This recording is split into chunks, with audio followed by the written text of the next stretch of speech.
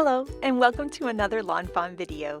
Today we are so excited to be quickly introducing our brand new Starry stamp chamois case. The stamp chamois case is a great way to store your stamp chamois. It keeps it damp, it also keeps your work surface safe, and it's super cute too. So we're going to be going over a bunch of ways to use it in this video. Our stamp chamois case is made right here in the USA and it's adorable. It's got this super cute kind of green and turquoise look going on with this awesome star pattern that just makes me smile. It comes with a base and a lid, and we're going to put it under some white cardstock here so that it's nice and easy to see that super cute design. We're going to take a look at the base first, and there you can see those super cute stars. They're nice and open so that air can move freely into the case so that your chamois will stay damp, but it's not going to get gross. And then on the sides we have that super cute star pattern and the little lawnfawn script on there too. The lid is really awesome because it's nice and flexible, which makes it super easy to pop on and off of the stamp chamois case. And so you can either pop this on the top of the stamp chamois case or on the bottom of the stamp chamois case. And we're going to be showing you how you could use it both ways next.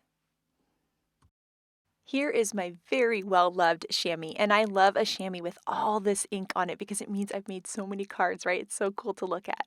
So to fit it in the stamp chamois case, I like to fold it in half and then fold it in half again, and it's going to fit in there perfectly. Also, by folding it, it's going to make sure that it helps it remain damp so that you can clean your stamps really well. Now let's say I finished all my stamping and I'm going to be doing some die cutting and things and then stamping again later. This is how I like to store it.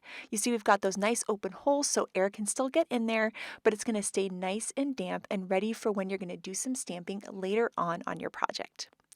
Now, if I'm going to be doing some stamping right now, this is how I do it. And my favorite part about the stamp chamois case, hands down, is that it protects my work surface. I used to take the chamois and just throw it onto my desk, and I would end up throwing it on top of my coloring or on top of a piece of my card and completely ruin it.